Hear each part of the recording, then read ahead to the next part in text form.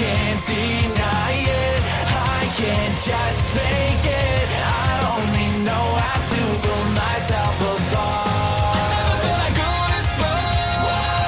Part of all the scars, it's over now. Run away, out of time. Find a place where I can never hide. I let it run, I let it run,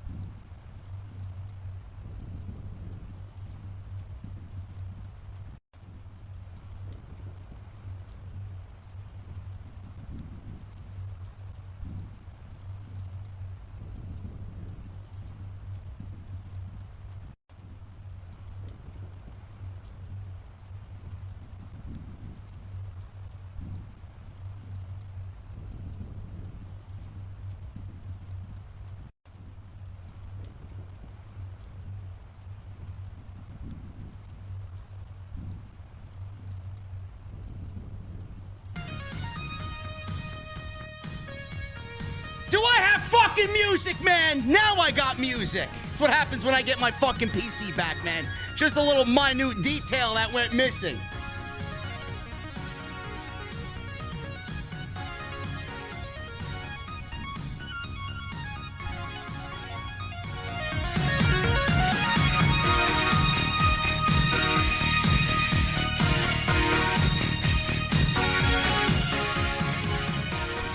We got fucking music, man. We got music, man. Listen, nobody's perfect, bro. Just X top dollar.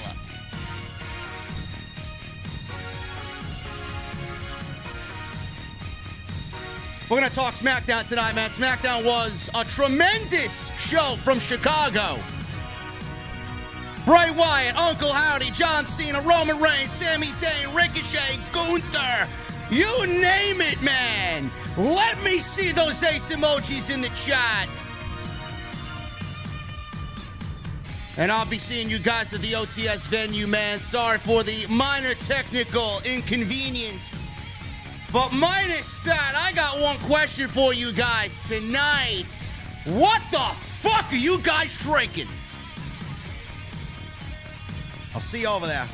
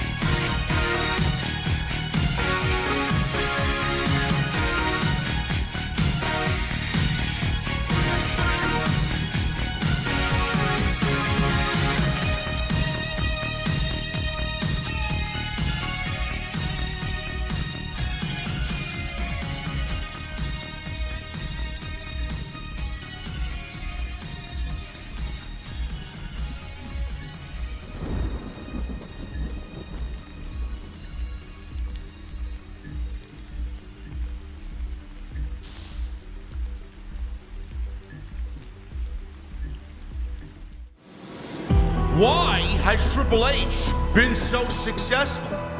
Why is Triple H running WWE better than Vince McMahon and Bruce Pritchard on Monday and Friday night?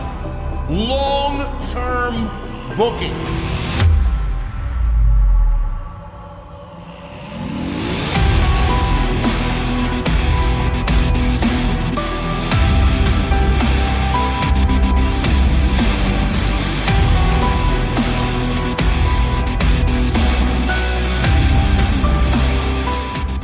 What is going on, guys? Thank you so very much for joining me right here on Off the Script. This is your SmackDown post-show.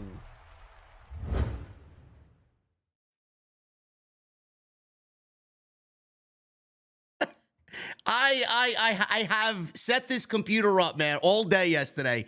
I set this computer up all day yesterday, and the two main scenes on OBS, I forgot to add a fucking microphone to it, man. This is your SmackDown post-show for 12/16/2022. I'm your host, JD from New York. As always, coming to you from the OTS venue. Thank you guys so very much for joining me on your Friday evenings, wherever you may be, man. Up front and center tonight was one of the best SmackDowns, I think, of the entire year. I thought what Triple H did tonight was tremendous. I thought tonight was a very focused show. It was great. We got a lot of shit to unravel tonight, man. We got John Cena back. We got Ricochet and Gunther for the Intercontinental Championship. We got Sami Zayn and Roman Reigns teaming up in what is going to be the inevitable downfall of Sami Zayn in the bloodline, man. The storyline is unraveling, and I can't wait to see what's going on. Bray Wyatt and Uncle Howdy. Uncle Howdy finally revealed himself in the flesh, and I don't know what everybody else thought about it. I actually enjoyed it. I wasn't too upset about what we saw. It did lend itself to me, and I guess we'll start off with that at the top. Uncle Howdy is not Bray Wyatt. We had somebody on the WWE creative team as of this week, yesterday in fact, tweet out something along the lines of, SmackDown on Friday night is a show that you do not want to miss. And everybody was kind of insinuating on what that could be. Obviously, the Bloodline storyline is the biggest storyline in WWE right now. But a lot of people were attributing that tweet to Bray Wyatt and what he has going on right now with LA Knight. Bray Wyatt and LA Knight got into a little back and forth on SmackDown tonight. And Bray Wyatt was actually telling the truth about how he has not been the one attacking LA Knight. LA Knight went out to the ring tonight and called out Bray Wyatt for attacking him and kidnapping him. We saw a viral video that was uploaded to WWE's social media. And it was another QR code that saw Bray Wyatt, or what we thought was Bray Wyatt, Uncle Howdy, now we know, tying up LA Knight, duct taping his mouth shut, and pretty much holding him hostage in the locker room. Tying him up to a chair like he was in a fucking Saw movie. So Bray Wyatt is out there. LA Knight called him out. They start brawling. LA Knight's putting the boots to him. Knight attacked Wyatt, but then all of a sudden Uncle Howdy appeared on the big screen. We saw a bunch of collage videos and weird sounds on the Titantron. Uncle Howdy then walked out to the entranceway and laughed as LA Knight left the scene. So it is now clear that Bray Wyatt and Uncle Howdy are two different people, and the mystery is now who is under the Uncle Howdy mask. How many more masks are we going to see with Bray Wyatt and this storyline unraveling for Bray Wyatt? I thought what they did tonight was great. Up until we got LA Knight coming out, we got the viral video that they shown on TV, him being kidnapped. I thought all that was great. LA Knight in the ring cutting a very emphatic promo. I thought that was great. LA Knight is tremendous. He's out there cutting this promo. Bray Wyatt comes out. He's doing the whole, it's not me, man. You know, the whole spiel for Bray Wyatt. You know, it's going to end the way that I had talked about with you. We both know how this is going to end. He gets into the ring. LA Knight puts the boots to him. All of a sudden, the lights go out. The entranceway lights up, similar to what Bray Wyatt has when he comes out. We hear this creepy laughter over the PA system, and it continues on in a loop. And Uncle Howdy is out there, dressed in the full getup, laughing. I thought all of this was great up until the Uncle Howdy reveal. Now, I know a lot of people are in the boat of we need to advance this storyline. And you can't really blame people. And this is what I get, man. You know, there's a lot of gatekeeping in the fucking community. There really is a lot of gatekeeping in the community. You know, I'm guilty of it too sometimes. I was guilty of it early on in AEW. I'm not afraid to admit that, right? But there's a lot of gatekeeping in the IWC. It's pretty sad to see, right? Get people out there fucking blasting this, and then you got the side of people who are like, oh, well, if you don't like it, then get the fuck out of here, and yeah, you should watch pro wrestling, and fuck you, and all this other shit, right? You can't physically sit there and get upset at somebody that is slightly disappointed in what's going on with Bray Wyatt. We've been through this shit now since October. Since Extreme Rules. Now, I get it early on. We aren't going to get Bray Wyatt in the ring wrestling. It was more of a storyline-driven return, you know, unraveling the lore of Bray Wyatt. But you can't physically get upset at anybody who wants some sort of advancement here. How many of you are in the boat of, let's speed this shit along. Get me somewhere where I'm content for a week until we get into the next phase of this storyline. How many of you people want to actually see some fucking wrestling here? Because I know I'm at that point. How many of you people think it's getting stale? That is dragging on. How many of you people were upset that Uncle Howdy didn't reveal who he was tonight? I'm going to be honest with you. I was kind of disappointed. But I'm not a fucking fool. I do this thing better than anybody, man. I bring the ins, I bring the outs. I bring the pros, I bring the cons. There's a reason why they didn't do the reveal for Uncle Howdy tonight. And the reason why they didn't do the reveal for Uncle Howdy tonight is because the answer that you were all looking for was answered and given to you. Everybody thought Uncle Howdy was Bray Wyatt. Uncle Howdy, I thought Uncle Howdy was one of the alter egos of Bray Wyatt. We got what we asked for. We got answers. We didn't get the answer that we want. But I'm not going to sit here and tell you it was, oh my God, I'm so excited. It was kind of lame. So you can't really zing people for wanting more. But at the end of the day, they gave you another huge piece to the puzzle. Uncle Howdy is not Bray Wyatt. There you go. Now the speculation begins on who actually is Uncle Howdy. A lot of signs are pointing to Bo Dallas. Can't really see it being anybody else but Bo Dallas, Bray's real-life brother. And if that's the case, good for him. He should have been working with his brother years ago. He's now back in WWE, potentially in something that is going to suit him very well. No more B-team, no more fucking Bo Leave and all this other shit. Now we get a real-life fucking vision for Bo Dallas working alongside his brother. They're trailing you along with breadcrumb after breadcrumb after breadcrumb every single week, and the majority of the people are okay with that. But you can't sit there and tell me that people can't be upset or disappointed at the lack of give me something. People want something. We didn't get what we wanted tonight in the reveal for Uncle Howdy, but that doesn't mean they didn't advance the storyline because we got a big piece of the puzzle unraveled tonight. Uncle Howdy is not Bray Wyatt when we all thought and assumed Uncle Howdy was indeed Bray Wyatt with another fucking mask. Sounds like Bray, looks like Bray, smells like Bray, but it's not. And the look of Bray Wyatt while sitting in the ring while LA Knight was just fucking perturbed out of his mind, confused as fuck in the ring. Bray Wyatt was looking around and he was genuinely giving you a look of concern. I don't know what that meant or if that had anything to do with what was going on there, but we got what we wanted.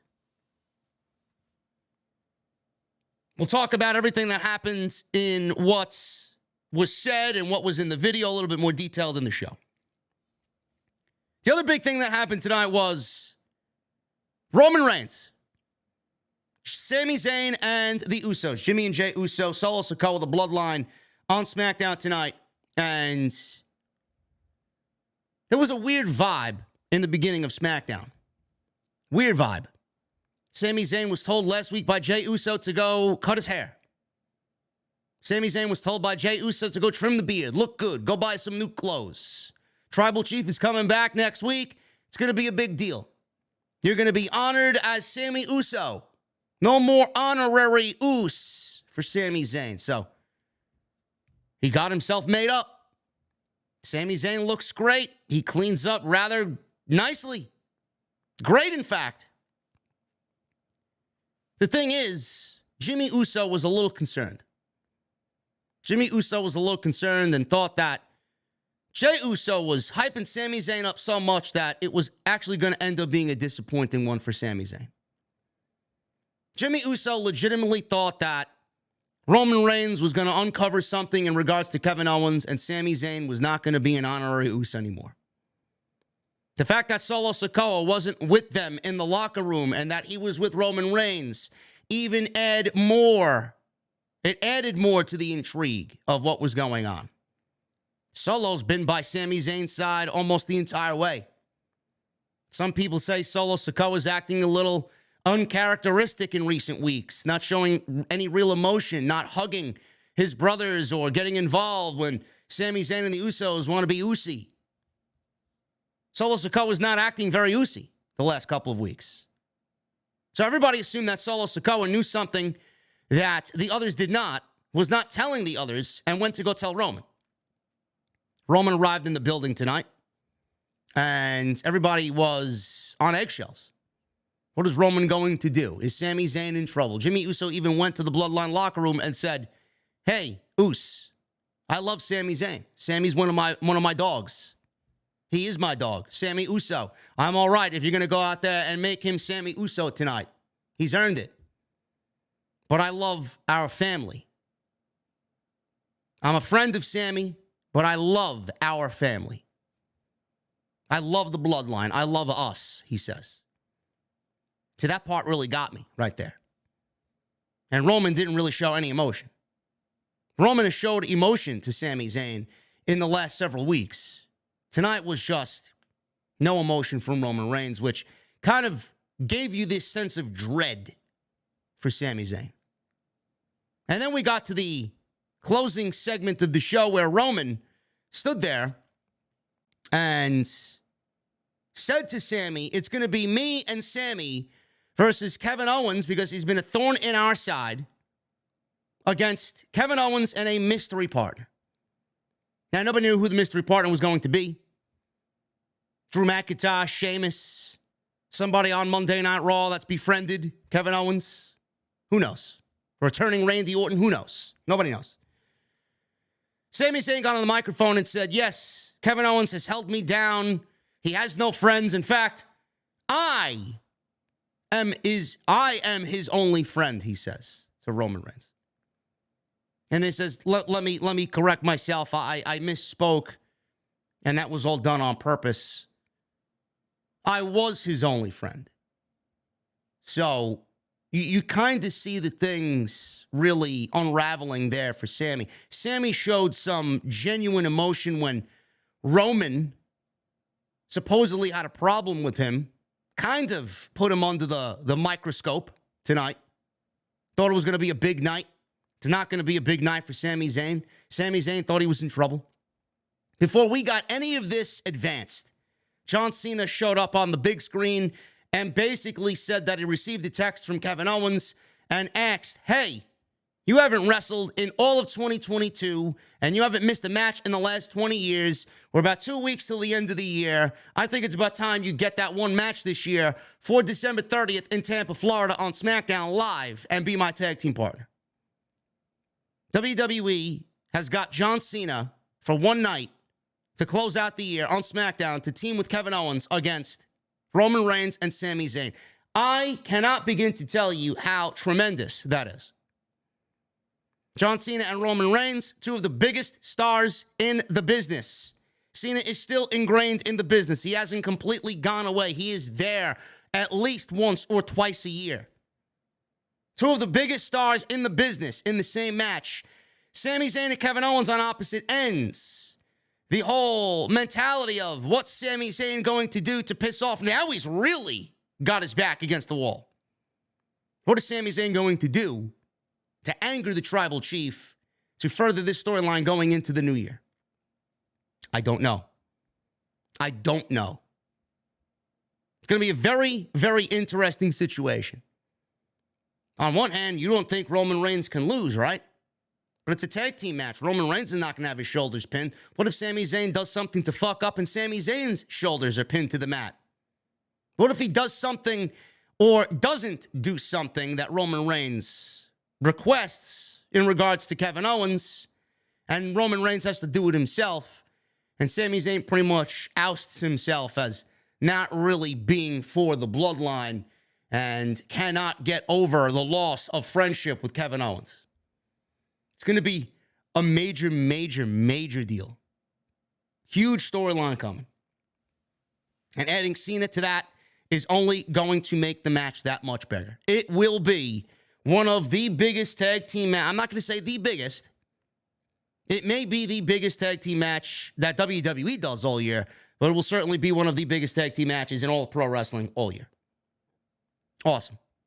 And then Gunther and Ricochet, man, holy shit.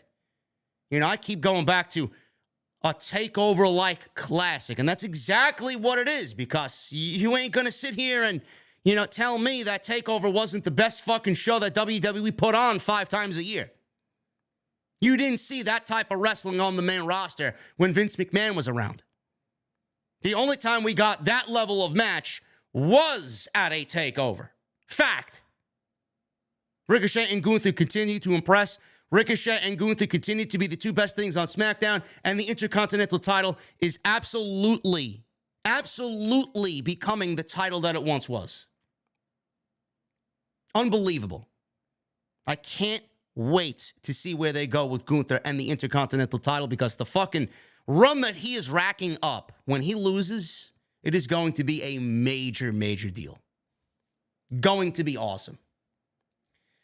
Guys, we are going to get into the rest of the show tonight. Hopefully I look good, I sound good, I got my PC back. It took me hours to set up and get all my streaming assets back in, which apparently I missed 2 of them. One on the intro and then one in the second intro. But hopefully everything sounds good, everything looks good. I'm sure you guys would have already complained by now. So thank you guys for your patience. Thank you to my boys over at Paradox Custom PCs in Long Island. Awesome. Got everything back, man. The venue is rocking and rolling, as always. Super chats are open, man. Get them on in. We're going to hang out at the end of the show. I got my cold beverage ready to go. Memberships, man. I'd love to cap off the year, man, with some new VIPs. Let's hit that beautiful number of 600 before the end of the year, man. Hit that join button, become a VIP.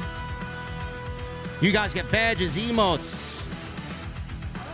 And Off the Script Sundays is VIP only, man. Members only. So make sure you guys go hit that join button, become a channel member right here on OTS. Hit that thumbs up. I see 500 likes. Only make sure you guys hit that thumbs up. I'm going to need 1,000 likes minimum on the podcast tonight. Daniel C. says quality is set at 720p. That's another thing I forgot to change on OBS, man. I'll have that fixed for Sunday. Get those likes in, man. 1,000 likes minimum on the podcast. Go check out all of the extra content on the channel, man. There are a ton of YouTube shorts up there. Thanks to my boy Tyler for putting in the hard work there. Mandy Rose. Extra on Mandy Rose. Go check that out. Make sure you guys go check the extra out on Vince McMahon potentially coming back to the company. 2 tremendous videos. Go check that stuff out on the homepage right now if you missed any of the content. Follow me on social media at JD from NY206. That's Twitter, Instagram, TikTok, and Cameo. Subscribe buttons down below. Hit it. Would greatly appreciate it. And tonight's show is sponsored by my great friends over at Blue Chew. BlueChew.com. Code JD at checkout for your free sample. That is BlueChew.com.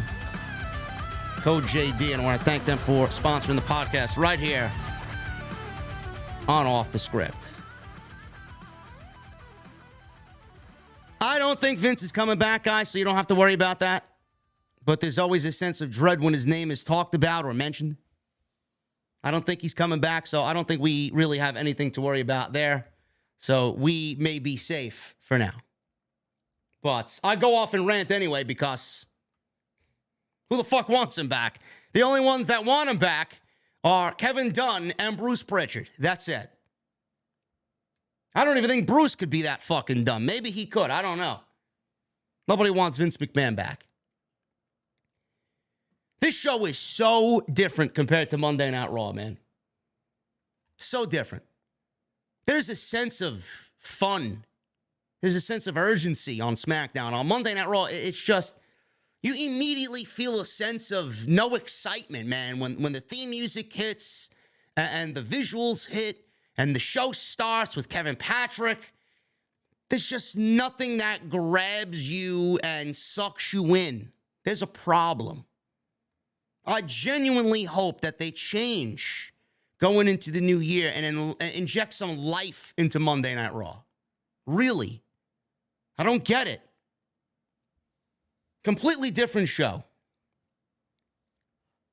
SmackDown opened up with Damage Control. It's Io Sky and Dakota Kai with Bayley against Tegan Nox and Liv Morgan. This is the newest dollar store tag team on WWE television. So, I said last week, I don't know what Liv Morgan and Tegan Nox did to even get a tag team championship match, but here we are. Not going to really even complain about it. We all know that it doesn't make any sense.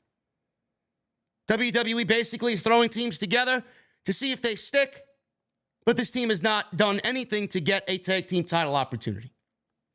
Now, the thing is, the one positive in Liv Morgan teaming with Tegan Nox is that Liv Morgan is over with the audience, and hopefully some of that kind of bleeds onto Tegan Nox. Match itself was fine. There wasn't anything terribly wrong with this match. Crowd was lively. It was in Chicago. You would expect so in Chicago. This match was fine. There was absolutely nothing wrong with this match. Nothing. It's just women's tag team wrestling, which I think at this point we're kind of numb to because none of it is terribly important. And Damage Control is damaged goods. Damage Control is boring. Damage Control really hasn't done it for the viewing audience. Don't know what needs to be done. I've expended all of my options as far as Damage Control is concerned. I would honestly think that Io and Bayley would be better off on their own. That's just the way I see it. So this was a very good match.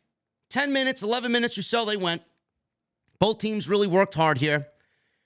So Tegan Nox and Dakota Kai. If you guys know anything about NXT TakeOver War Games, a couple years back, Tegan Nox, Dakota Kai, they had an entire rivalry going on. Tegan Nox was turned on by Dakota Kai. Dakota Kai turned heel. That was pretty much the start of her heel turn in NXT. They rekindled their rivalry, which I don't think anybody really knows about watching the show. Io Sky tagged in, briefly went crazy until the baby faces here took Sky and isolated her in their part of the ring. Dakota Kai tried to bait Morgan to use a kendo stick, but Tegan Nox put a stop to that. The baby faces were working pretty decently together here. Morgan missed the sliding drop kick, but it was to cause a distraction. Tegan Nox then dove onto the heels off the top rope with a flying crossbody, which looked very good, and they went to a commercial break. We're back from commercial break. Damage Control was in control. They kept Nox on their portion, or in their portion of the ring. They cut her off from Liv Morgan. Nox broke free, eventually tagged in Liv. She had a big running knee in the corner, missile drop kick. Io distracted Morgan, allowing Kai, who rocked her with a boot to the face. So the baby faces are now in control again. Liv and Tegan are in control again. Morgan jumped off of Tegan's back, hit a code breaker. Tegan followed with the Shiniest Wizard, which is her Shining Wizard finish. Kai broke that up. Morgan gave Kai a sunset powerbomb to the outside on the floor. Io took out Morgan with a running dropkick coming out of nowhere. Io and Dakota Kai then went back and forth, and they ended up, not Io and Dakota. It was, I believe, Io and Liv. So they ended up brawling on our ringside when someone all of a sudden came out of nowhere and attacked Tegan Nox in a hoodie. There was a woman dressed in a hoodie who took Tegan Nox out of the match completely. So Bayley was on the outside. She was getting involved. I think she threw Tegan Nox into the ring post, and she threw her into the barricade. All of a sudden, this masked woman with a big hood, and we couldn't see her face. She attacks Tegan Nox. This allowed Sky back in the ring to hit the moonsault. 1, 2, 3, and Tegan Nox was pinned by EO, and Damage Control retains the tag team championships. Who's the mystery woman? Everybody was like, who's the mystery woman? Is it Deonna Purrazzo? Is it Chelsea Green? Is it Sonya Deville? Is it Naomi? People were claiming that it was Naomi. It actually ended up being lame, and it was Xia Li. Did we get a reason for it being Xia Li? No, we did not. WWE gave us a .com exclusive on Xia Li being unmasked by Adam Pearce in the back, and that was basically what we got. I mean, if we're going to add Xia Li to the ranks of Damage Control, I don't think that's really doing anything for Damage Control. In fact, it's making them worse. Honestly. What is Xia Li going to benefit by being added to Damage Control when Damage Control is not really where they need to be? You would think that they think Damage Control is at a point where, they are so good on television that no matter who you add to the group, they're going to help aid and get that person over. Xia Li is walking into a fucking barren wasteland at this point. Damage Control is not where it needs to be. It is ice cold. Nobody cares about Damage Control. There's large indifference to Damage Control. Xia Li has not been featured in any meaningful way on SmackDown since she's been called up 2 years ago. So how is this actually going to benefit Xia Li is my question. Dead on arrival. And everybody's thinking, Chelsea Green would have been a great option, to be honest with you. Chelsea Green would have been a great option because at least Chelsea Green would have injected some life into that, and she's got the personality to kind of bounce off Bayley, I think, better than a Dakota and better than an EO. But if we're going to add Xia Li to the mix, you're basically just getting another charisma vacuum that doesn't gel with the rest of the group. And there's no explanation as to why it was Xia Li. Maybe I missed it. Was there an explanation as to why it was Xia Li? I don't think so. She came, she was unmasked, and then they took her away. Lame. Lame, lame, lame. They went to the next segment, which was Sami Zayn. Sami Zayn and the Usos. They were in the back. They were in their dressing room. And Sami did his hair, put his hair in a man bun, and he shaved his beard. He looked great. He has a nice jacket, nice blazer over his T-shirt. He's wearing his honorary Us T-shirt. He asked the Usos where Solo Sikoa was. Jimmy says he was with Roman. He was with the tribal chief. Sami says he needed to go decompress. Jay says then to Jimmy, and again, they have a camera filming all of this. Jay then said on national TV that Roman is planning to take Sami and make him a full-blown Us tonight. Jimmy says he doesn't think that Roman is going to make it tonight, and they may be setting Sami up for a big disappointment. Jay said tonight will be a big night. So I don't really feel at this point that this was going to be good for Sami Zayn. They didn't really give off a vibe of excitement, They weren't really giving me an Usi vibe.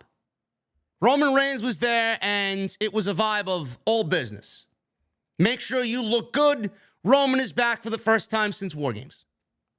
That's all I got. And I didn't really get the whole vibe of Sami's going to be in the good eyes of Roman Reigns. I just felt like there was some doom and gloom coming Sami Zayn's way. And you may start to feel that as the viewer as the show goes on, because now with Sami Zayn and Kevin Owens kind of really, getting ready to feud with the Bloodline, or Kevin Owens, I should say, Sami Zayn is going to come further down the line. I don't know what it's going to take for Sammy to get involved and get him out of the bloodline. But with Kevin Owens now kind of creeping into the bloodline storyline more and more every week, it's going to be a little bit more harder on Sami Zayn because now he's going to have to juggle, well, I want to be with the bloodline, but I love my friend Kevin Owens, who I've known for 20 years.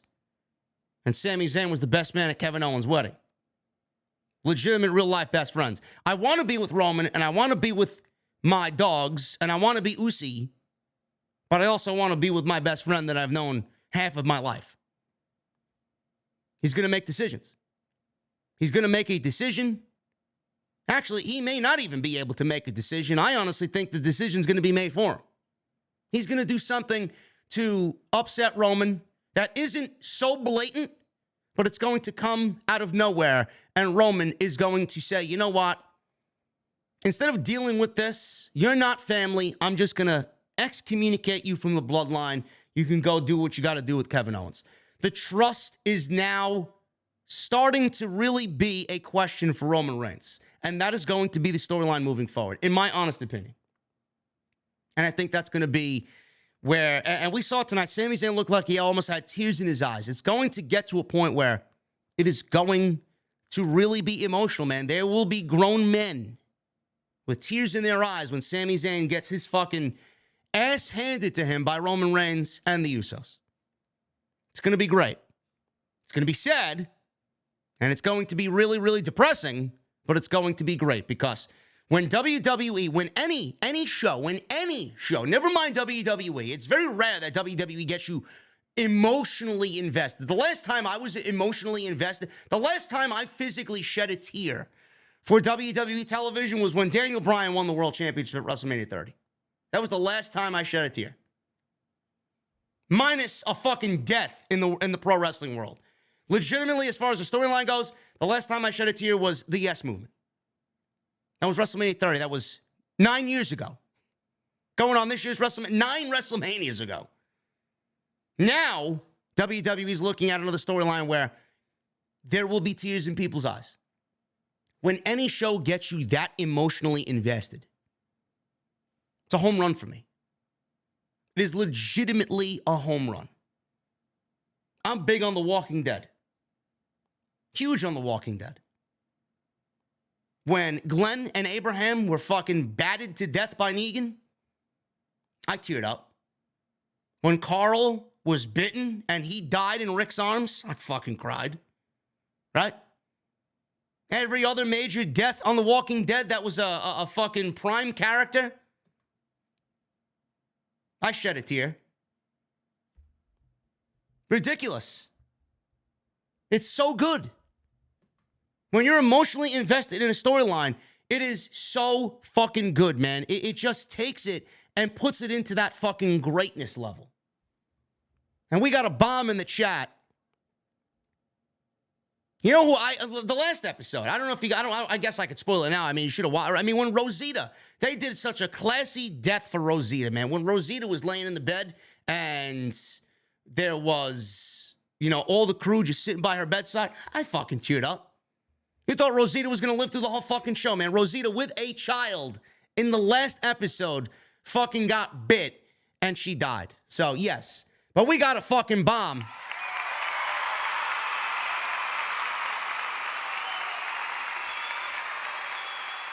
Jurgen Muyet with a $100 super chat. Oh, my goodness. Jurgen getting the crowd into it, man. He's getting the venue hyped. Starting the $100 bomb train tonight. We got, hey, JD, in your honest opinion, if New Japan asked Pac, Jungle Boy, Darby Allin, Sammy Guevara, Hook, Bryan Danielson to be a part of the Best of the Super Junior tournament, who do you think would win? I don't know, man. That's a good question. Who would I like to see win? I'm not putting Bryan in the Best of the Super Junior tournament. I'm putting him in a match with Okada and doing it at a major show. I would go with Jungle Boy. Honestly, I would go with Jungle Boy or Pac out of the names you gave me. I think Jungle Boy is tremendous, and I think Pac is fucking flawless, honestly. One of the best on the planet is Pac. No doubt about it. Thank you, Jurgen, for the $100 super chat, man. Awesome. Awesome stuff. So, yes, when you are emotionally invested in a storyline like we are now with Sami Zayn, and you start to leak fucking watery substance from your eyes, you got yourself a winner. You got yourself a winner. Ricochet, they had a nice little video package on Ricochet, nice vignette here while he was speaking from the Las Vegas Strip. Don't know what he was doing out in Las Vegas, but I'm sure he was having a grand old time. Talking about his World Cup tournament win to earn his match tonight against Gunther for the Intercontinental title. He says he's going to flip the odds in his favor. He says he's a man of action. Ricochet is, I will say this, man, I don't know how many people agree with me. Ricochet has been one of the best presented superstars since Triple H has taken over. He's killed everything he's been in. And the fact that Ricochet is doing right now probably the best work of his WWE run, please, please get this man into much higher territory, is what I say. Give him bigger priority on the show. He's earned it. He's deserved it. He's killed everything he's been in.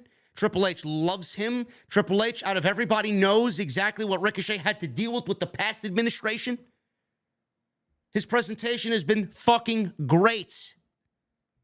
You may not like the way he cuts a promo. You might not like the way he sounds and blah, blah, blah. Ricochet has killed everything he's been in. Everything. And that hard work deserves recognition, and hopefully he moves on and he moves into bigger and better things. We'll talk about that tremendous match in a little bit. We go to LA Knight. LA Knight is getting ready to come out.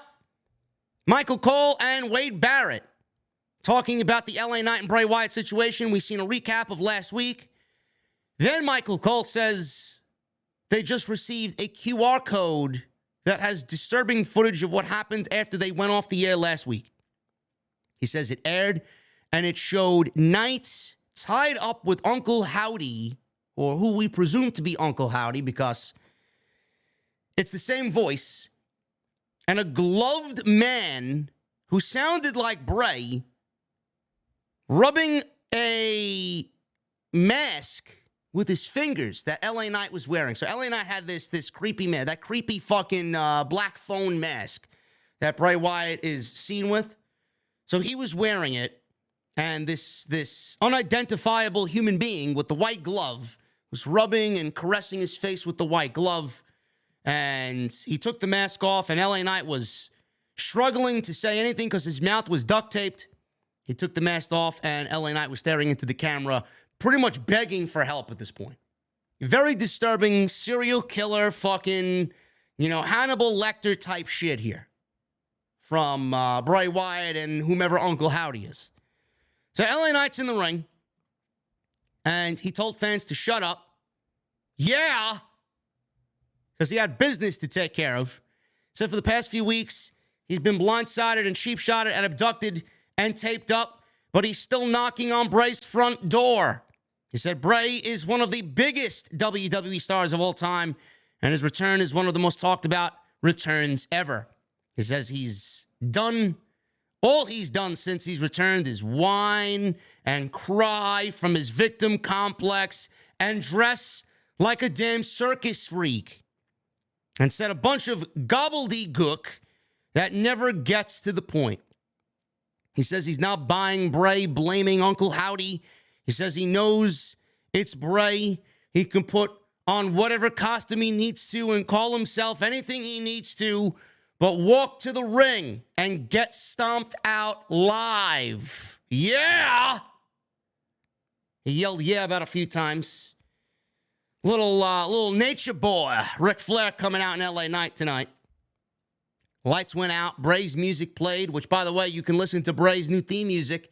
WWE's official music channel on YouTube has now uploaded the full HD version of Bray Wyatt's Shatter theme music. So if you guys missed that and want to go check it out, tell them that JD sent you.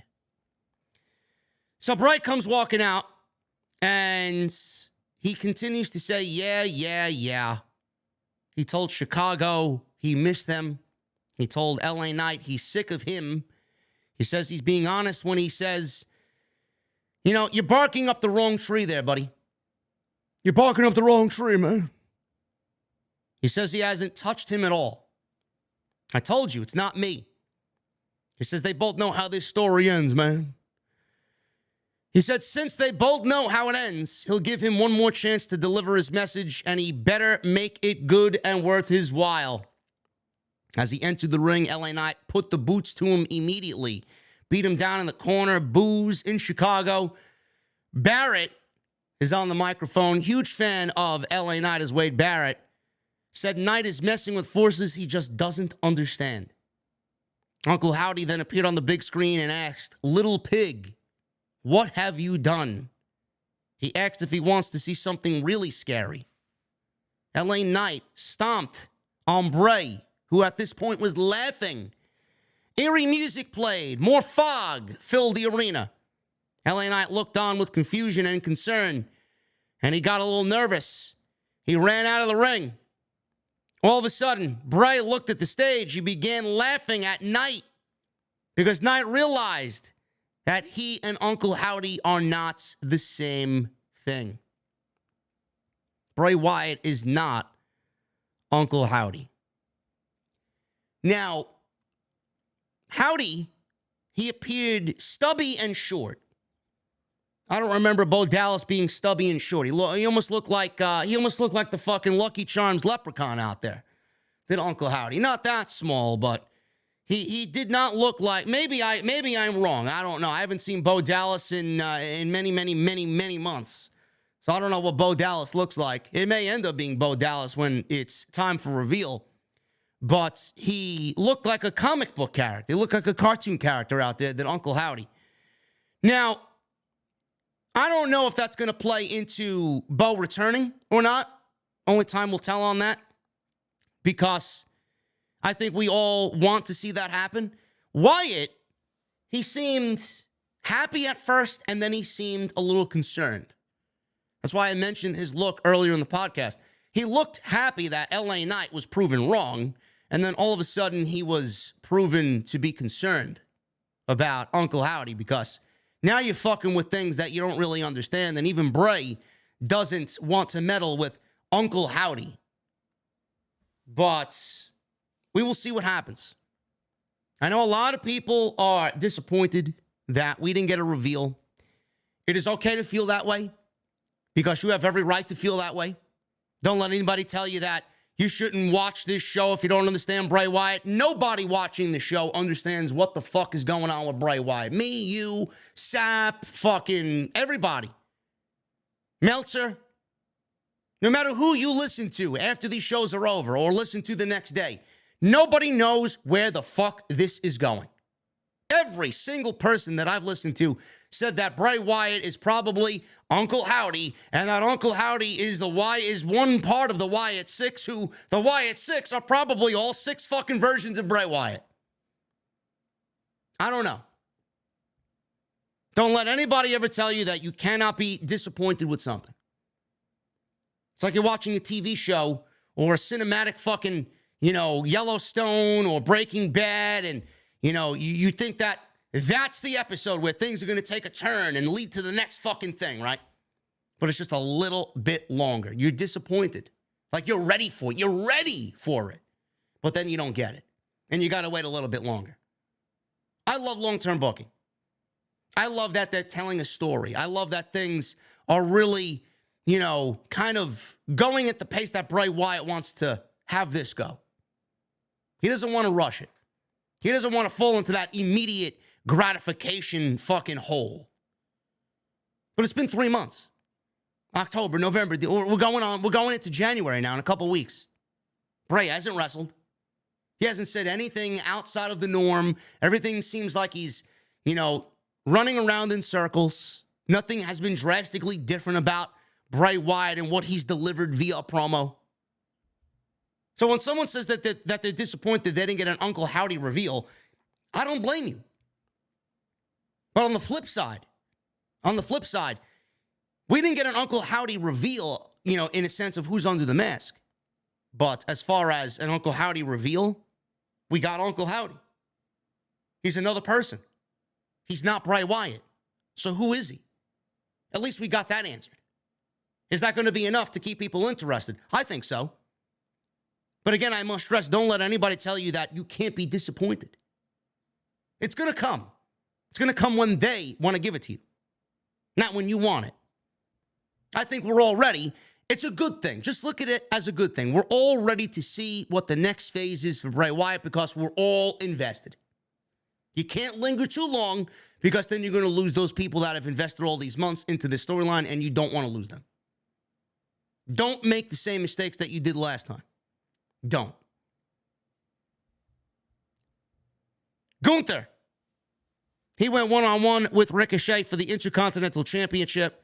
Man, did they want to give you guys some last-minute fucking consideration for Match of the Year. Holy shit.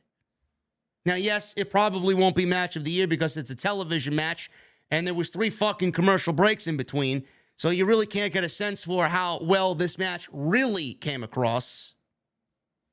But they went nearly 22 minutes, and this was every bit of awesome that I expected it to be.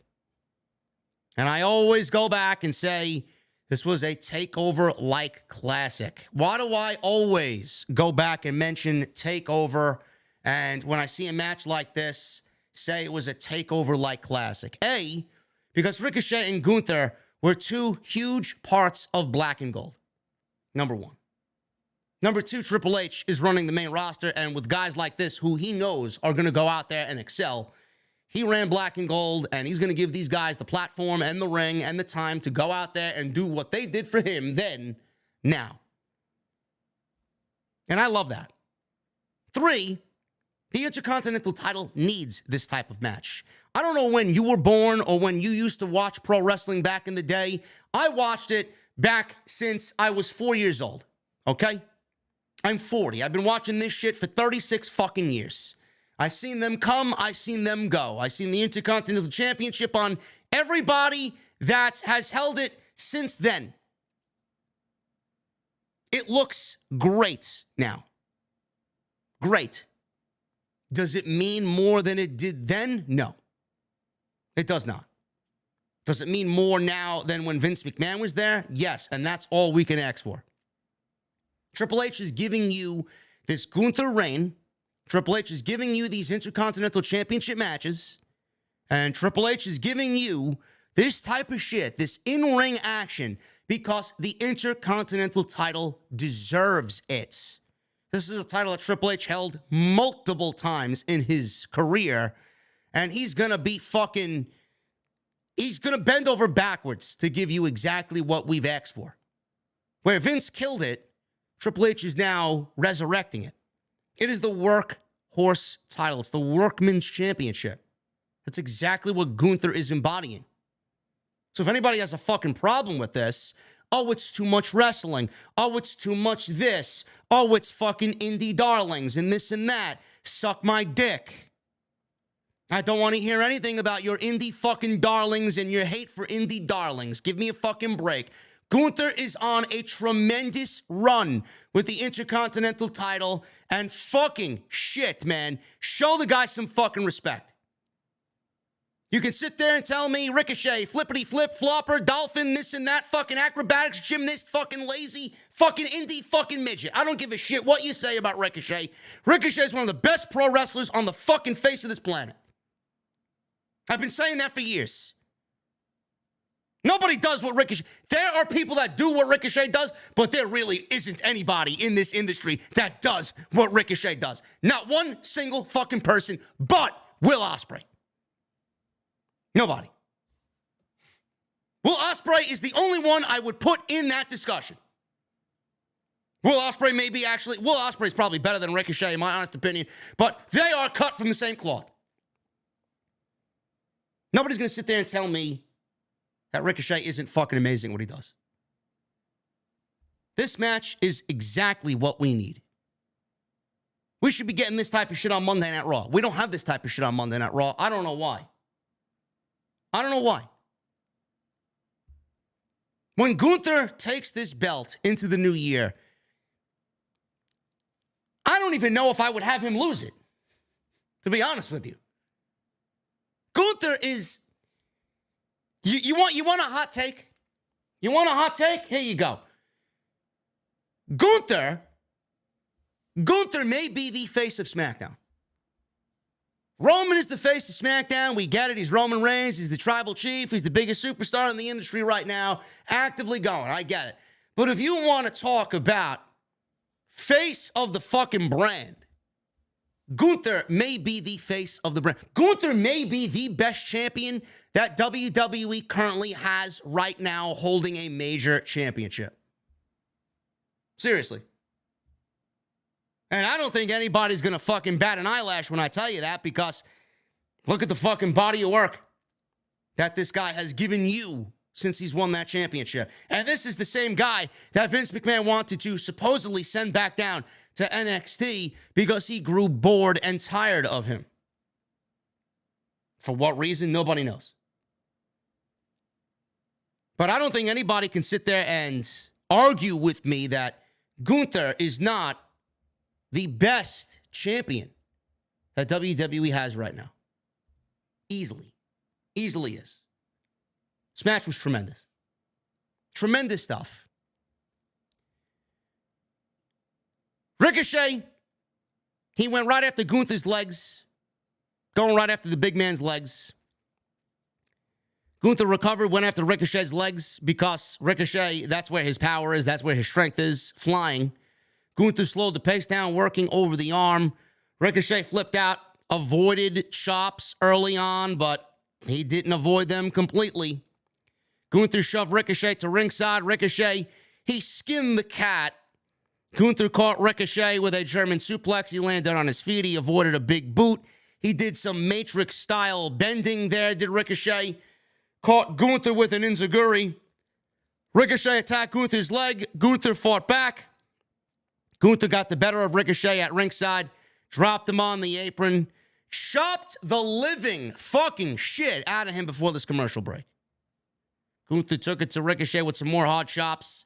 Gunther continued dominating with more chops to the chest. Ricochet's chest was visibly red. We got a big slam. Gunther locked on a Boston Crab following the big slam. Ricochet broke free, took it to Gunther with some chops of his own. Gunther just stood there and absorbed Ricochet's offense and came back with a spinning backbreaker on Ricochet, almost breaking him in half. Gunther went right back to the Boston Crab, transitioned into a crossface. Gunther then rocked Ricochet with another chop, locked on a sleeper. Ricochet escaped. He tried to pick up Gunther on his shoulders, could not do it. Gunther slipped out, hit Ricochet with a shot to the kidneys. Gunther was just destroying Ricochet with more chops. He got fired up, hit a big running drop kick in the corner. He tried to suplex Gunther. Could not do it. I was like, is this guy going to fucking do it? He could not do it. Not this late in the match. He tried to suplex Gunther, but couldn't get him up. Instead, Gunther countered with a face-first slam and then a running missile drop kick. He went for a powerbomb. Ricochet sent him to ringside with a Hurricane Rana over the top rope. Ricochet took over with a running dropkick off the apron. Picture-perfect moonsault onto the outside. We go to another commercial break. Ricochet, back from break, hit another dive to ringside. Gunther gave Ricochet a German suplex off the top rope, but Ricochet flipped over, landed on his feet. Gunther turned around, shocked that Ricochet is on his feet. Gunther recovered, hit a hard clothesline. Ricochet's down. Near fall. Fans were going crazy at this point. Huge Ricochet chance at this point. Gunther went up top. Big top rope body splash, frog splash by Gunther. Ricochet got his feet up.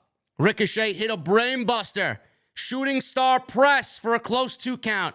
Fans are now chanting, "This is awesome." Gunther kinked out. Ricochet took off the tape from his hands. He started to fire up on Gunther. He rocked him with a super kick. Gunther, one vicious chop, knocked him down. Gunther hit a power bomb, went for the cover, folded him over. Ricochet kicks out. Ricochet smacked Gunther in the face. This angered Gunther. He hit the last symphony for the 1, 2, 3. After the match was over, Gunther and Imperium went to attack Ricochet, but Braun Strowman ran them off. Imperium was actually sent to the back by Adam Pearce before the match started, so this match was one-on-one, and Gunther won on his own. Beautiful. So it looks like they're setting Strowman and Gunther up for the Royal Rumble. I have absolutely no problem with that because I'm pretty confident that Strowman is not going to win the Intercontinental Championship and be the one to beat Gunther. That would be awful. We're not doing all this for Braun Strowman, okay? This match was tremendous. For anybody that is doubting Ricochet's work, for anybody that's doubting Ricochet and what he does in the ring, Ricochet, his selling is so good that he makes everybody he's in the ring, it doesn't matter who it is. The fact that it's Gunther here, it just looks that much more impressive because Gunther is so dominating, Ricochet just takes it to the next level. Ricochet is in the ring, and no matter who he's in the ring, it could be Baron Corbin, it could be fucking Sheamus, it could be Escobar, right? His selling is so on point that no matter who he's in the ring with, is going to look like a fucking megastar. His offense is going to look that much better because Ricochet puts that extra oomph, that he goes that extra mile to put over whoever he's in the ring with. And he did that times 10 and has done that before with Gunther. He got his ass beaten down. He's starting making comebacks. He gets thrown back down again. Gunther uses his strength. Ricochet was beaten down the majority of this match with some sprinkles of offense in between. And when we got to the climax of this match, when we got near the conclusion of this match, Ricochet showed you how good of a babyface that he is, kicking out of all the big moves. Gunther didn't use his finishing move. Gunther used a bunch of signature moves that have finished off lesser men, but he never went to his finishing move at all.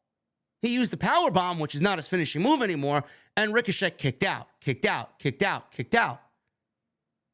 Just look at how the match progressed towards the very end, and then look at how it all was strung along to get you to that point in the end that got the crowd that much more invested. They were on their feet for every one of those last 3 pinfalls. That's the amazing work that Ricochet and Gunther did tonight. They had the crowd eating out of the palm of their hand.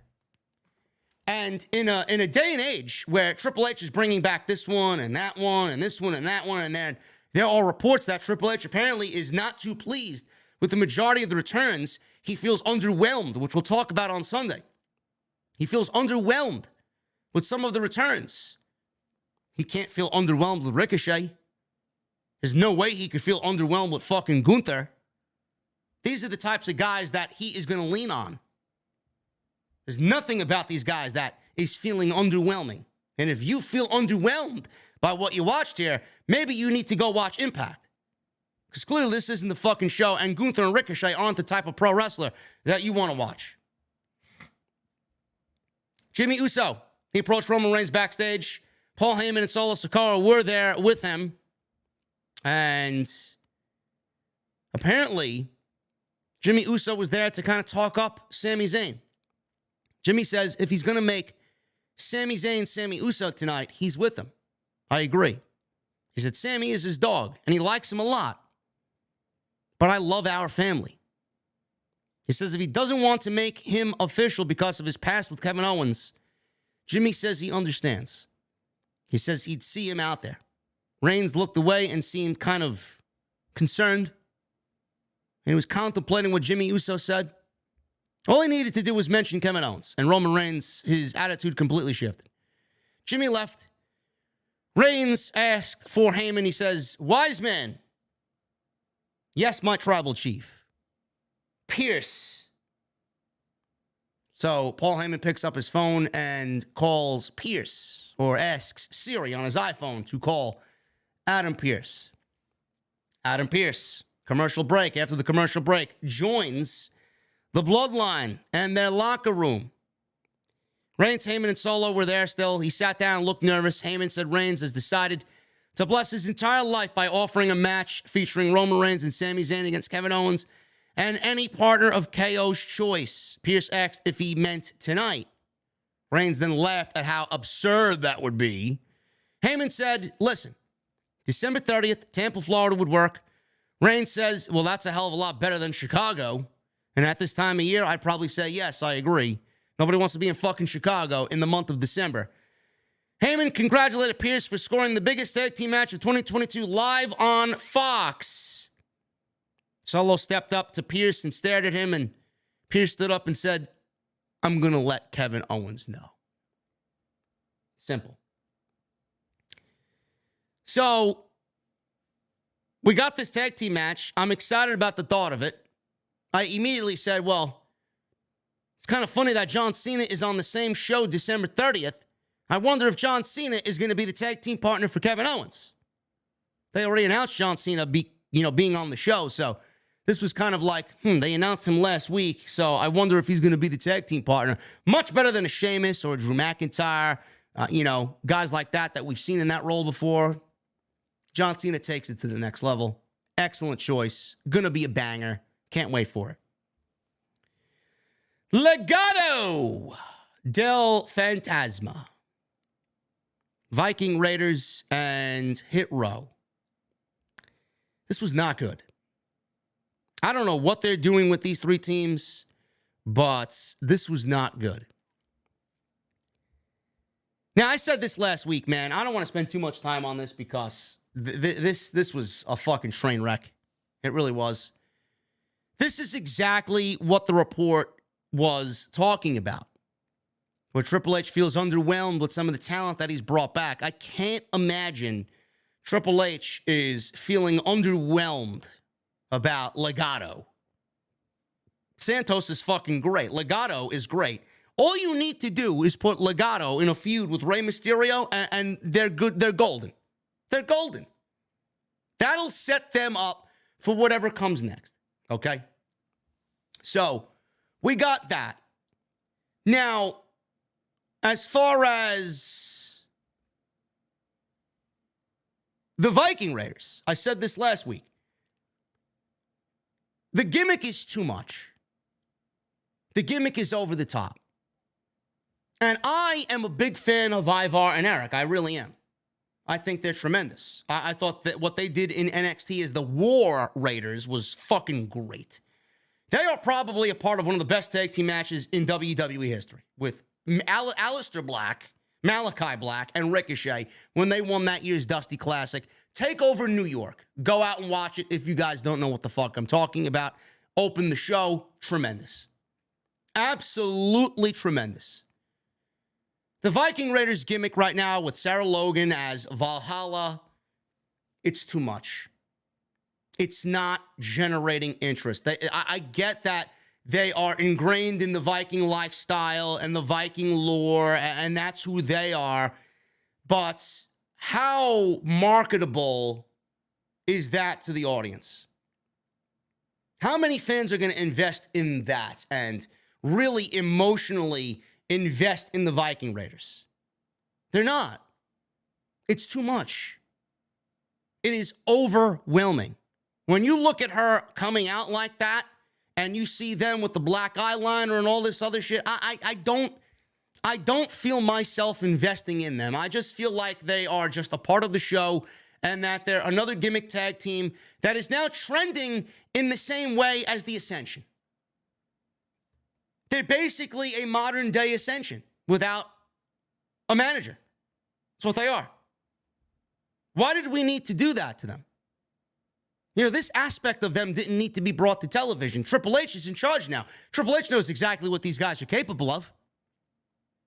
The fuck do they need all this gimmick nonsense for? All you got to do is go back to what they did in NXT. They were genuine. They were relatable in NXT. They are not relatable to the audience here, so nobody gives a shit about this, and that's why you get the indifference that you're getting with the Viking Raiders. I didn't even like when they turned heel. They were owning up to it. That New Day match, that Vikings rules match that they did with the New Day was tremendous.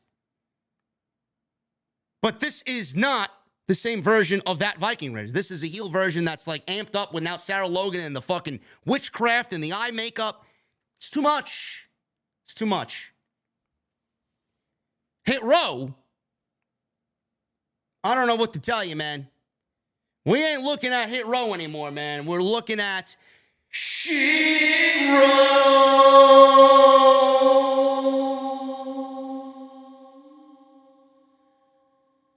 Shit Row.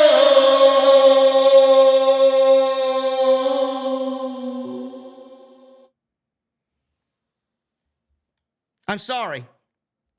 You got to bring it back, man. I got to bring it back. I'm sorry. What are we doing? What are we doing? What exactly are we doing? Get them out. Get them out, honestly. I have no words. Does anybody find them relatable? Does anybody find them relatable? No. No. Nobody finds them relatable. They ended up winning this match. They ended up winning this match. The winning team earns a title shot against the Usos next week on SmackDown.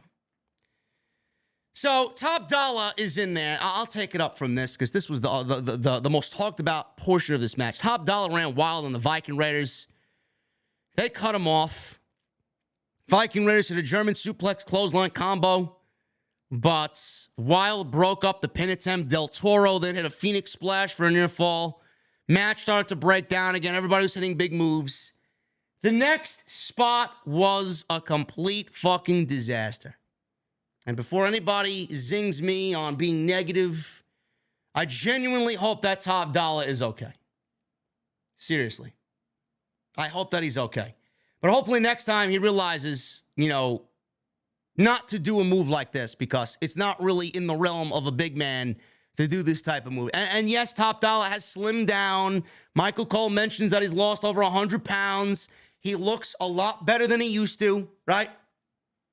But that doesn't mean he could start flipping out there like modern day fucking Ricochet, okay?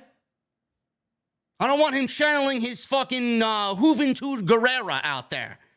No need. Let's stay away from moves like this because this is the only thing people are going to talk about that comes out of this match. Top Dollar cleared the ring and set up for a dive. He's been teasing for the last couple of weeks, and it completely went down the tubes. He went for a dive, barely got over the top rope.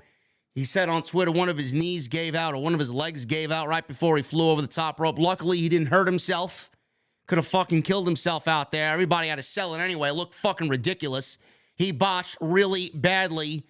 He was limping later on in the match, so hopefully he's okay. But, I mean, it just goes to show you that Hit Row is Shit Row.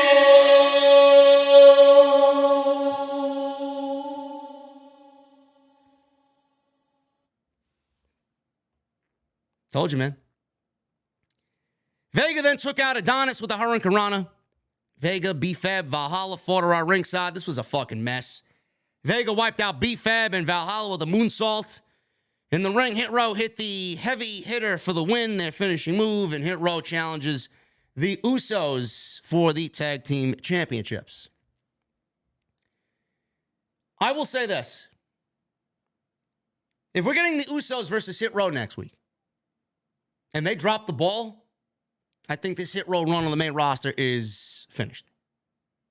If they do not impress next week, if they don't bring the A game next week, and I'm not looking for a B, B+, I'm not looking for a mediocre, they need to channel whatever the fuck they got in them to bring out the best match that they have in them possible next week. If they do not, against one of the best tag teams of all time next week in the Usos, then the Hit Row experiment on the main roster should be ended immediately. Send them back down to NXT, completely revamp the group, give them somebody that is going to get them to where they need to be. I don't know. Triple H, I have a feeling, listen, Legado would have made a better match with the Usos, and we know that. The Viking Raiders would have made a better match with the Usos, and we know that. He gave it to Hit Row. Why? I'm speculating, and this is just me speaking. He could have gave it to easily the two better teams He gave it to Hit Row because he's going to use it as a fucking lesson. He's going to give them a chance. This is it. I brought you guys back for a reason. Don't let me down. If you do, we're done. Something will need to be done after that. That's all I'm saying.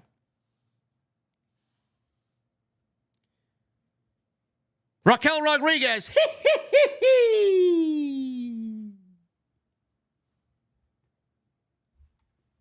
Raquel Rodriguez Gonzalez. She's there. Kind of smiling on the trainer's table, but kind of not. She's discussing her injury and the gauntlet match next week. She promised to win the match next week and win the SmackDown Women's Championship from Ronda Rousey. I'm assuming Raquel will win this gauntlet match next week and then set up the match for the Royal Rumble. Rousey and Baszler jumped Rodriguez, attacking her injured arm. It's amazing that WWE apparently did not want to pay Sasha Banks, but they got no problem paying fucking Ronda They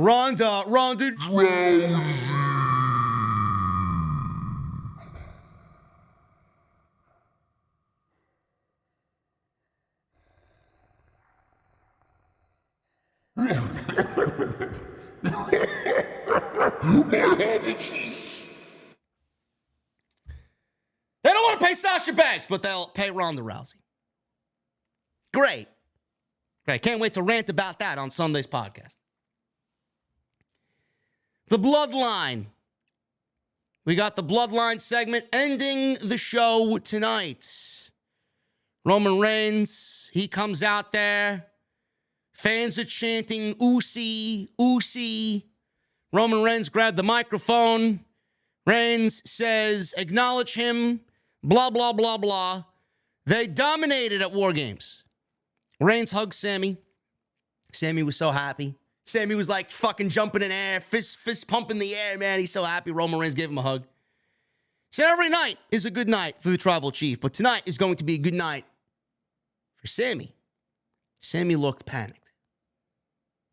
Face of fucking, oh shit, on Sammy. He was not Usi. Sammy was not Usi here.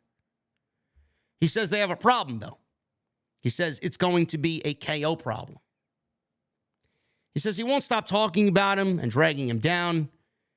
So he said if KO is a problem for Sammy, he's a problem for the Bloodline. He told Sammy that they're going to team up against KO and a partner of his choice. He says that they will smash him and get rid of him and never see KO again. Roman got animated. Sammy told Reigns he's right that KO drags him down and is a cancer. He says he's his only friend.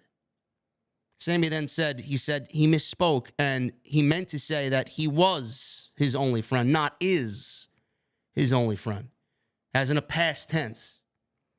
He says it would be an honor to stand alongside Roman Reigns. Suddenly, John Cena, out of nowhere, shows up on the Titantron. He said it's the holiday season, and everyone likes a good holiday surprise. He says he was surprised that he got a text message out of the blue from Kevin Owens. He said KO told him he has a WWE match every year for the past 20 years, but not this year. And the streak is about to be broken. Cena read out emojis KO added, like a Santa emoji, an eggplant emoji, a peach emoji. I don't know where we were going with this, but it's John Cena. And then the invite came by KO to team with him on December 30th against Sami Zayn and Roman Reigns. Cena says they are running out of chances, so he's in on that match, a main event match that can't be missed. He says they will bring the fight to the Bloodline on the final SmackDown of 2022. Reigns was smiling, Sami not so much, and SmackDown went off the air with John Cena back on December 30th against Roman Reigns and Sami Zayn. So, you know, he got that text message from Kevin Owens, man. How long did it take him? I guess he was ready to go with that fucking new John Cena merchandise, huh? Standing there, ready to go, man. He got that text message from KO, like he knew the fucking text was coming. Standing there with his t-shirt on. So, it's a big match. It's a big match. I'm going to be very, very curious I don't really pay attention to the ratings anymore. I find nobody gives a fuck about the ratings. I mean, if it's like fucking detrimental and oh my God, the world is burning type of thing, I'll mention it. But SmackDown was a 2-4 last week. Monday Night Raw was, I think, in the 1-2s in the third hour last week. Awful. It's just a 3-hour show. Nobody wants to watch 3 hours of pro wrestling anymore. Plus, you got Monday Night Football. The season's winding down for the NFL. Just a lot going on Monday night that's really working against Raw. I'm going to be very curious to see what the rating is for John Cena coming back to WWE. Kurt Angle did a 2-4. Reigns and Cena in the same ring with this emotional storyline of Kevin Owens and Sami Zayn now with the bloodline. We may be looking at a 2-5, 2-6, 2-7 for SmackDown. Yet there are stories out there that Vince wants to come back. Vince wants to be back in the WWE. Why do we need Vince back? Doesn't seem like SmackDown has skipped a fucking beat. They're better than they have been when Vince was there. The fuck do we need Vince back for? This storyline would have already been over if Vince was in charge. We wouldn't be getting Sami Zayn and Kevin Owens at WrestleMania against the Usos, potentially. We wouldn't be seeing Sami Zayn and the Usos, feuding up until this fucking point or, being Usi up into the... Usi wouldn't even be a thing if Vince McMahon was fucking there. You kidding me? Sami Zayn would have been booted out of the bloodline already if Vince McMahon was there. He doesn't show any type of fucking patience at all. So I love when Vince McMahon, the stories of Vince McMahon wanted to come, but none of this would be happening. So for all those people that want Vince back, you're certainly enjoying SmackDown the way it is right now, more so than you did Vince. So why the fuck do you want Vince back? To unravel and undo everything that Triple H did. Doesn't make sense. SmackDown was tremendous tonight. Excellent, excellent, excellent stuff. I'm very much looking forward to that big SmackDown, man. That's going to be a big show. That December 30th is going to be a big show. It's the last live SmackDown of the year. It's going to be big, man. Cena being back. Love it. Cannot turn away from a good John Cena appearance, man. You got to appreciate them while we can get them because he's not going to be around forever. He's not. He still looks great. He still wants to do this. So whenever he's there, I know you may not like John Cena, but you cannot fucking bullshit me and tell me that when he is not there, the show doesn't feel that much more important. There's just a sense of importance when he's on the show. So appreciate him while he's back because how many years he's going to be doing this, nobody knows. Anyway, guys, that's all I got for you on this Monday. No, not Monday. Friday. I don't even know what fucking day it is, man. Friday, SmackDown and the post show. I'm thinking Monday because of Raw, man. Monday is just so fucking terrible. How different is Monday compared to Friday, honestly? It's just night and day. There's just no comparison at all between the two shows. At all. Anyway, guys, thank you for joining me on tonight's post show for Friday Night SmackDown. Make sure you guys hit that thumbs up, man. I would really appreciate a thumbs up.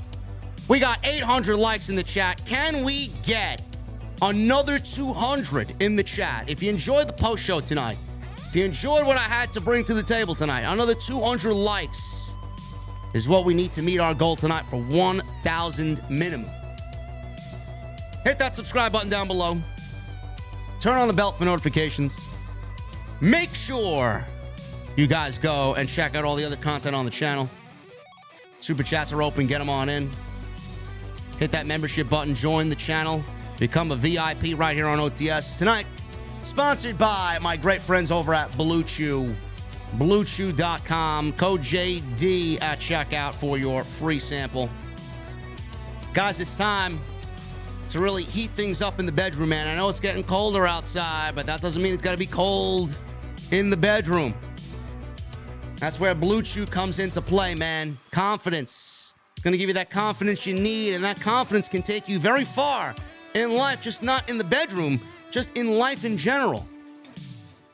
Blue Chew is a unique online service that provides the same active ingredients as Viagra and Cialis. They come in chewable tablets, and they come at a fraction of the cost. You can take them anytime, day or night. Plan ahead. Be ready whenever that opportunity arises. Process is very simple. You sign up at BlueChew.com. You consult with one of their online medical providers. And once you are approved, you're going to receive your prescription within days. The best part, it's all done online. No waiting in line at the doctor's office. No pharmacy. No awkward conversations. And the tablets are made in the USA. They are prepared and shipped direct to you in a very discreet package. I always talk about first impressions, guys. Always talk about first impressions. First impressions are the most important thing, not only when it comes to meeting a potential partner, just anything. Job interview, dating profile, right? No matter what you do. But a good first impression is going to lead to a lasting impression. So why not have both when it comes to somebody that you're going to be involved with, right? First impression, lasting impression, it goes hand in hand with Blue Chew. So if you guys can benefit from that extra confidence, make sure it is time you guys get some Blue Chew and get that confidence that you need. BlueChew.com, code JD at checkout, $5, shipping and handling. Once again, that's BlueChew.com, code JD at checkout. Receive your first month free on me. And I want to thank them for sponsoring the podcast right here on Off the Script. Let's get into the Super Chats, guys. We're going to start with Not Today Jay. He's got 3, 4, 99 Super Chats. Papa H has got to be holding on to those women's tag team belts for some reason because there's no way they should still be on TV. I agree with you, Jay, but tonight was a decent match between the 4 ladies. And y'all thought John wasn't going to wrestle in 2022. I'm kidding. It may not be him, but I can't see why not if he's going to be there on the 30th. Well, you must have sent that super chat to me before John Cena actually showed up at the end of the show. Which you say now, well, guess I was right earlier when I said it was going to be Cena. I believe everyone knew it was going to be him. Yes. As soon as they mentioned that match in the back with the Bloodline and Adam Pearce, I thought, well, John Cena's going to be on the 30th. Why not have it be John Cena? I think everybody thought the same thing. Michelle Moran with a $2 super chat. I was really hoping for a Sami Uso celebration. Michelle, I don't think there's going to be any more celebrating for Sami Zayn. I think he's going to be under the microscope from this point on. Lunar Guardian with a 4-month membership. Lunar Guardian says, ace of the IWC. Thank you, Lunar. What are you drinking to celebrate 4 months?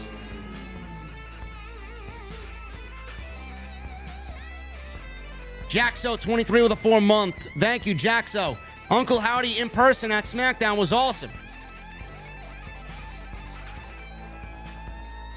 It was all right. Now we wait for the reveal.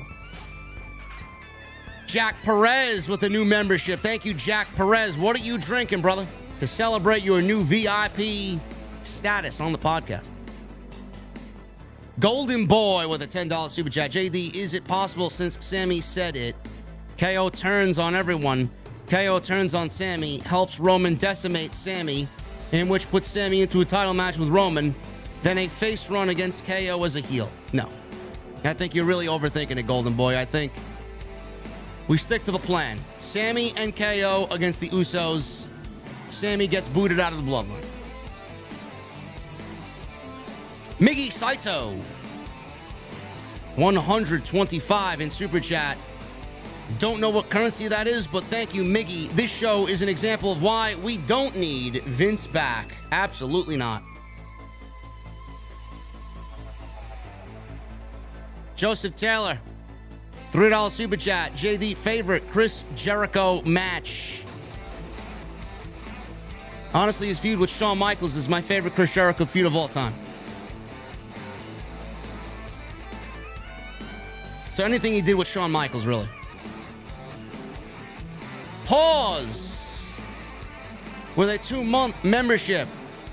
I feel like the crowd has a huge impact on Roman's matches. When he loses, the crowd will have a huge impact. Yes, I agree. I absolutely agree. Joseph Taylor with $5 super chat. Ryan Satin would like to have Vince back. Vince is Ryan's daddy. Please don't tell me he actually said that online. Please do not tell me Ryan Satin says he would love Vince McMahon back. Jurgen with the $100 super chat. Once again, thank you, brother. Thank you once again for your generosity, man. I greatly, greatly appreciate you. Jarrett Hopfinger with a $5 super chat. Hope Vince McMahon does not take over. Vince will make this show go down. Bray Wyatt is going to get good, but Vince will bury him. Keep up the great work. Thank you, Jarrett. John Prescott with a $5 super chat. Love your podcast, JD. For an early Christmas gift, can I get a...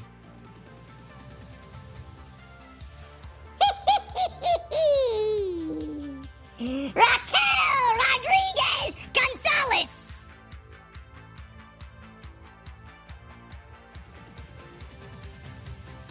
Thank you, John Prescott. Furious Nation with a $20 super chat. What's up, JD? What's up, man?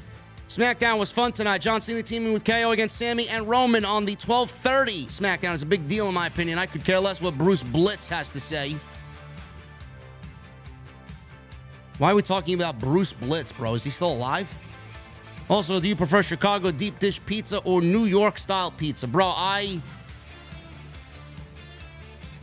will never eat a Chicago deep dish pizza again, bro. Not my cup of tea.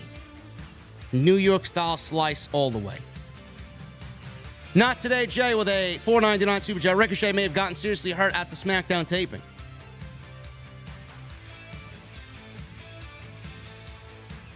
Where did he get hurt?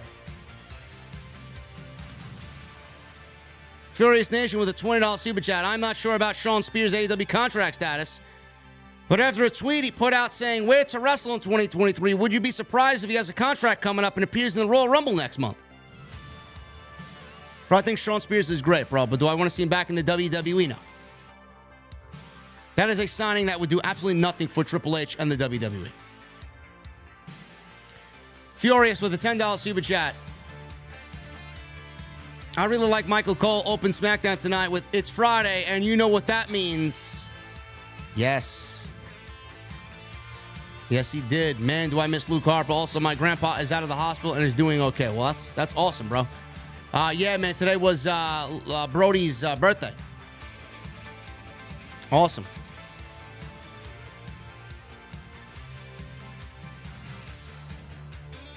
Bradley Xavier with a Australia $2 super chat. The game changer era is what I call this WWE era.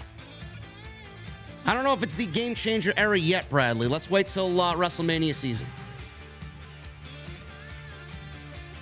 Furious Nation with a $10 super chat. With 2023 coming up, which women wrestlers do you see returning to WWE or coming over to WWE within the new year?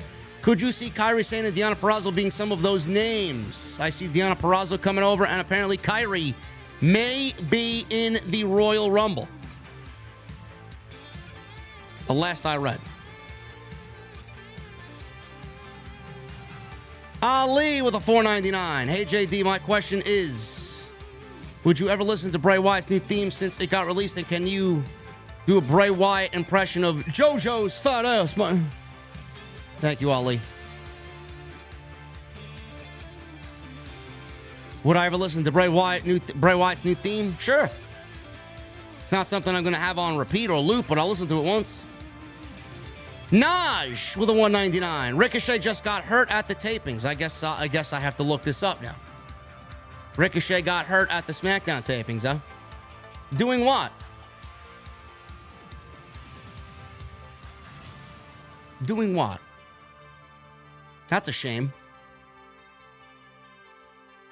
Ricochet usually never gets hurt.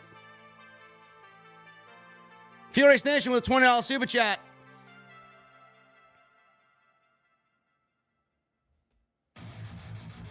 After watching SmackDown tonight, we don't need Vince whatsoever. Nobody in WWE wants him there, and the only two that want him there are Bruce and Dunn, especially with the fact that Bruce and Dunn know their days are numbered.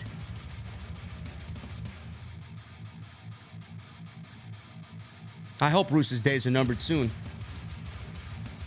Soon. There's nobody in their right mind that wants Vince McMahon back. You could poll that entire locker room, and those are the only two guys that would probably want Vince back. Jack Perez with a $3 super chat. Hi, JD. It feels great being in the OTS family. Thank you, Jack. We're happy to have you here, brother. Happy you're a VIP, man. Lauren Marie Hutton. $2 super chat. Hey, everyone. Back. Excited for Team Owens and Cena. Me too.